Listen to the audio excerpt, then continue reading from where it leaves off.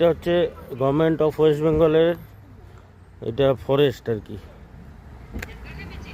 এই ফরেস্টের ভেতর থেকে সব এখান থেকে সাফারি করে বেরোচ্ছে।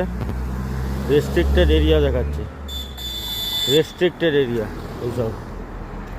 এই যে এইদিকে সব ঢুকছে আর কি। Office of the beat officer. এই দেখুন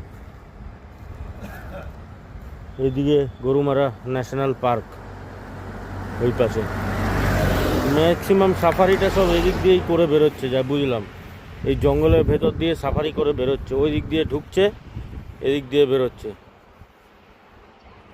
হয়েছ এখানে গেলে পানিশেবল অফেন্স, এখানে গন্ডার আছে। কালকে আমরা জলদাপাড়ায় যাব, সেখানে আরও বেশি গন্ডার পাওয়া যাবে, এখানকার থেকেও বেশি পাওয়া। এখানে লেপার্ডও আছে, বন্যপ্রাণীর এর অধীনে অনেক বন্যপ্রাণী আছে রে ভাই। এখানে এই আছে রে, এখানে লেপার্ড আছে এখানে।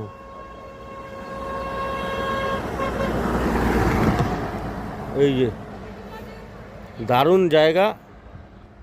এবার যাবো হচ্ছে জলদাপাড়া, কিন্তু ঠান্ডা নাই হতো। এই দেখে পারোস